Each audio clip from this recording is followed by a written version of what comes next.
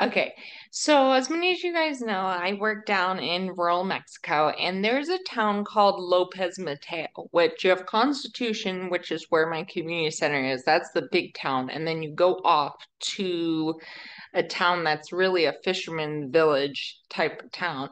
It's called Lopez Mateo. And the road to Lopez Mateo, we call Lopez Nintendo because it is full of turns and potholes, and it is like playing Super Mario Kart.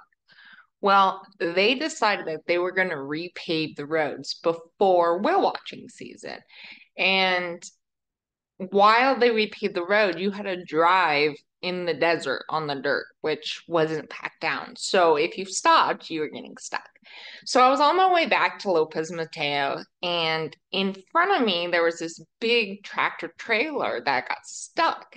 And so my options were either to stop behind him, knowing I'd get stuck, or I tried to get up on the gravel. So I turned to try to get up on the gravel, and I got stuck. So in Mexico, it's one of those things that there's not a single person that's going to pass by without helping you. So a bunch of these guys, including the workers, come over to help me. Like, oh, you have four-wheel drive. I'm like, yeah. They're like, great, turn your four-wheel drive on. So I tried, didn't work. Now, I'm going to say this next thing was not a miscommunication of language. It was a miscommunication of male and female. So he was standing behind my car. He said to hit the gas. So I hit the gas and I pelted him, absolutely pelted him in gravel. So he comes to the front of the car, and I could see this in the rear view mirror, and I'm like, "You told me to hit the glass." So he comes to the side of the car, and he's like, "Mueve," which means move. Okay. So I get out of the car. Turns out they're not able to get my car out. They ended up having to tow it out with, some change and whatnot. But when I got back to Lopez Mateo, it was pretty funny because I was kind of laughing, and they all are small towns. So by the time I got back, they knew about it, right? They're like, "Hey, I hear you pelted somebody with gravel." I'm like, "He told me to hit the gas, so that's what I did."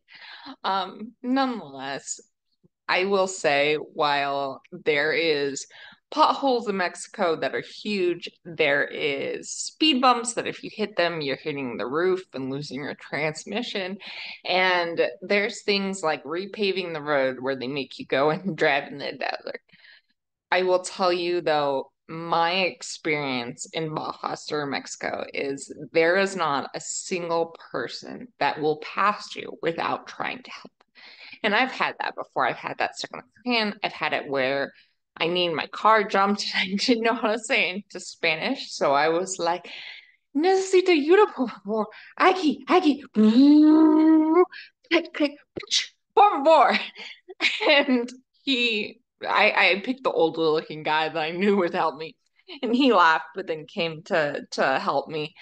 I have had a lot of situations. I have had where the door handle broke off of the car and I was at the gas station. Everybody's trying to help and things like that. So, one of the greatest things about Mexico is helping your neighbors, and they truly believe in the helping your neighbors.